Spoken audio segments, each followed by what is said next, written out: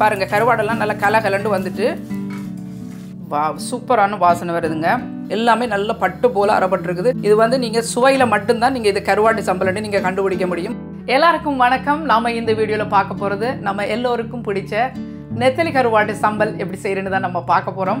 வாங்க வீடியோக்குள்ள போலாம். இதில் வந்து 100 கிராம் அளவுக்கு நெத்தலி கருவாடு எடுத்து தலையை எல்லாம் கிள்ளி எடுத்துட்டு இதில் வந்து வயிற்று பகுதியில் அதனுடைய இறப்பை இருக்கும் அந்த பகுதியை நீங்கள் கிள்ளி எடுத்துடுங்க. இல்லைன்னு சொன்னால் இந்த நெத்தலி கருவாடு சம்பல் வந்து கசக்க பார்க்கும். இப்போ இதை வந்து நல்லா க்ளீன் பண்ணி ஒரு அரை மணி நேரம் வெந்நீரில் நல்லா ஊற வச்சுட்டு மண்ணெல்லாம் போக கழுவி நல்லா புழிஞ்சு எடுத்துக்கோங்க. இப்போ அப்படி தான் நான் புழிஞ்சு எடுத்து வச்சுருக்கிறேன். இப்போ இதை வந்து நாங்கள் முதல் பொரிக்கணும். அதுக்குரிய வேலையை பார்க்கலாம் வாங்க. இந்த நெத்தலி கருவாடு பொரிக்கணும், அதோடு சேர்த்து மிளகாயும் பொரிக்கணும். அதுக்காக நான் 3 டேபிள் ஸ்பூன் அளவுக்கு எண்ணெய் விட்டுருக்கிறேன். இப்போ இந்த எண்ணெய் வந்து சூடானதும் முதல்ல வந்து நாங்கள் மிளகாயை வறுத்தெடுப்போம். இந்த எண்ணெயில் இதுக்கு ஒரு 8 மிளகாய், பெரிய மிளகாயாக 8 செத்தல் மிளகாய் எடுத்துருக்கிறேன். இதை வந்து மீடியமான நெருப்பில் வச்சு வறுத்து எடுத்துக்கோங்க. இது ஒரு நிமிஷத்துலேருந்து 1.5 நிமிஷம் வறுத்தா போதும். இப்போ பாருங்கள் மிளகாய் நல்லா பொரிஞ்சிட்டு இது வந்து பொரிஞ்ச உடனே பாருங்கள் மிளகாய் வந்து கலகலண்டு வந்துடும். இப்போ இதை வந்து ஒரு பாத்திரத்துக்கு மாற்றிடுங்க. இப்போ அதே எண்ணெயில் வந்து நெத்தலி கருவாடு முழுவதையும் போட்டு வறுத்துடலாம்.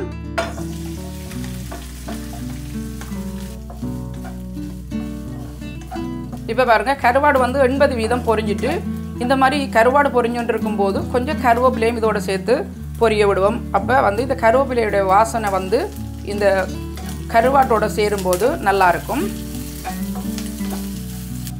இப்போ பாருங்கள் கருவாடு நல்லா பொரிஞ்சிட்டு இப்போ இந்த பருவத்தில் வந்து நாங்கள் இறக்கிடணும். பாருங்கள் கருவாடெல்லாம் நல்லா கலகலண்டு வந்துட்டு இப்போ அடுப்பு அணைஞ்சிட்டு கொஞ்சம் நேரம் ஆற வைப்போம். இதை வந்து மிக்சியில் சேர்த்து அரைக்கணும். இப்போ பாருங்கள் கருவாடு மிளகாய் எல்லாம் நல்லா ஆறிட்டு இப்போ இதை வந்து மிக்சி கப்பில் சேர்த்துடலாம்.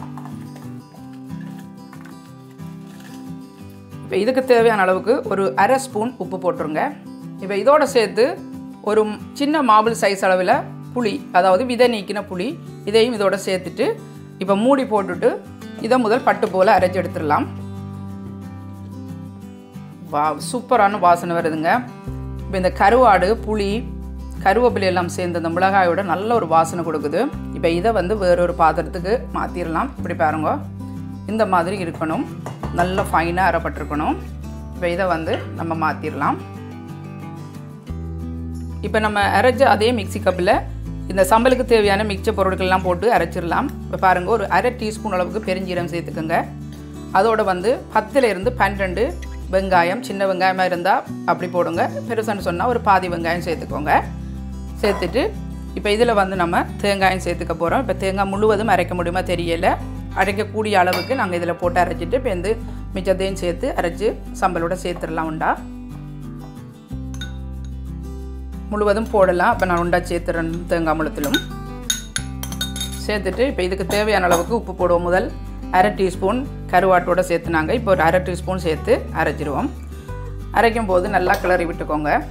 கிளறி விட்டுட்டு அரையுங்க. என்னடா அப்போ தான் இந்த வெங்காயம் எல்லாம் சேரும். இதோட இல்லாட்டி கீழே வெங்காயம் அரைப்பட்டு அப்படியே கிடந்துடும்.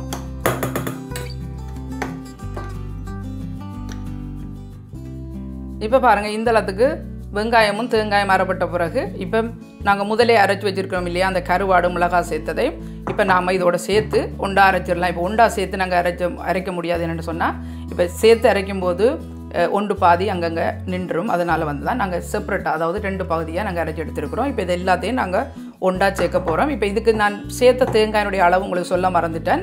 1.5 கப் அளவுக்கு, அதாவது ஒரு சின்ன தேங்காய்னு சொன்னால் அந்த கருப்பு, அதாவது தேங்காயினுடைய வெள்ளை பகுதியை மட்டும் நான் வந்து திருவி எடுத்துருக்கிறேன். இதை வந்து நீங்கள் சொட்டா கூட சேர்த்து நீங்கள் அரைக்கலாம். நான் திருவி எடுத்த தேங்காய் தான் சேர்த்து நான். அது வந்து ஓரளவுக்கு அன்னளவாக 1.5 கப்பு வரும். இப்போ அதோடு சேர்த்து இப்போ நாங்கள் பிடிச்சி வச்சுருக்கிற இந்த கருவாட்டை நாங்கள் அப்படியே சேர்த்துடலாம். இப்போ இது எல்லாத்தையும் நல்லா கலந்து விட்டுட்டு இப்போ திருப்பி ஒருக்க நாங்கள் வந்து மூடி போட்டுட்டு அரைக்க போகிறோம். இப்போ பாருங்கள் 2யும் சேர்த்து அரைச்சாச்சு.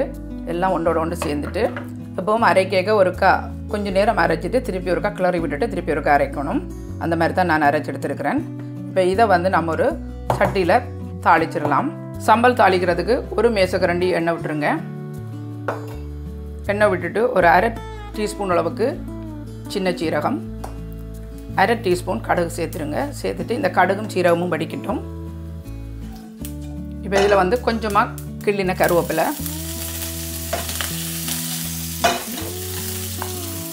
இப்போ அரைச்சி வச்சுருக்கிற சம்பல் முழுவதையும் சேர்த்துடலாம் இதுக்குள்ளே. இப்போ மெல்லிய நெருப்பில் வச்சுட்டு ஒரு கொஞ்சம் நேரம் இதை வந்து இப்படியே பொரிய விடலாம். இப்போ பாருங்கள், ஒரு 2 நிமிஷம் இந்த மாதிரி நாங்கள் வறுக்கும்போது எண்ணெயில் இது வந்து நல்ல உதிரியாக வந்துட்டு பாருங்கள். இந்த மாதிரி செய்யும் பொழுது உங்களுக்கு வந்து வாசமும் சுவையும் வந்து அதிகமாகவே இருக்கும்.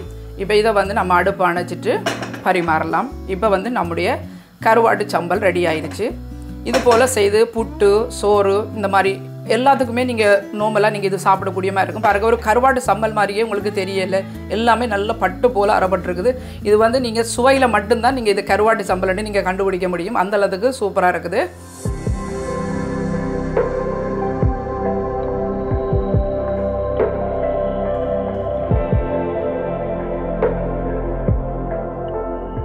என்ன நண்பர்களே, அருமையான சுவையில் கருவாட்டு சம்பல் எப்படி செய்யறது இந்த வீடியோடாக நம்ம பார்த்துருக்குறோம்.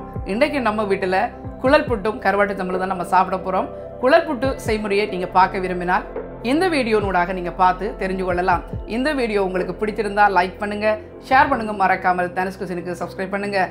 மீண்டும் இது போன்ற இன்னும் ஒரு சமையல் குறிப்புடன் உங்களை சந்திக்கும் வரை உங்களிடமிருந்து விடைபெறுவது தனு. God bless you.